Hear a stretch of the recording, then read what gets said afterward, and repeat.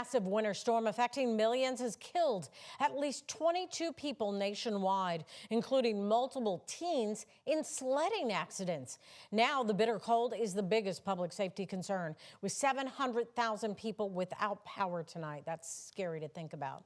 The snowstorm led to the most flight cancellations that we've seen since the COVID-19 pandemic, and you are looking at the flight cancellations throughout the day from FlightAware. They report more than 13,000 flights have been canceled across the U.S. since Saturday. Julie Martin is at one of the busiest airports in the world, Atlanta Hartsfield-Jackson.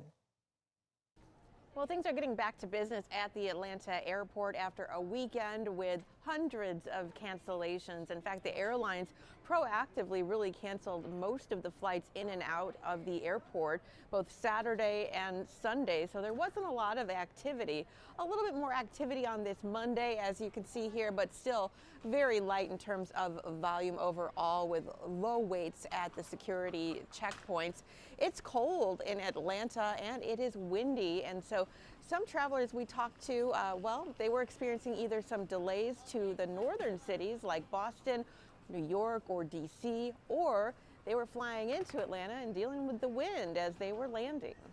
We only had a little bit of turbulence actually landing. I guess it's a little windy on the way down, but other than that, we actually had no issues today. Well, we're coming from Boston. We were supposed to go home yesterday. Flight got canceled. We got slammed back at home, so we got about 2 feet of snow waiting for us. It says on the app that the flight isn't canceled, or it is canceled, and when you click to reschedule, it says that the flight isn't canceled. So we're showing up to see if it is, and if it is, we're driving.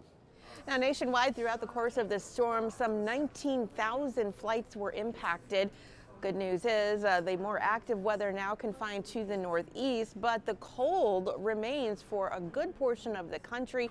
So anything that has fallen, especially across the southern plains and here throughout the deep south, will likely stay in that deep freeze over the next few days. At Atlanta's Hartsfield-Jackson, I'm meteorologist Julie Martin. Thank you, Julie. And if your flight was impacted, most airlines will rebook with no additional fees, but it will depend on the availability of seats.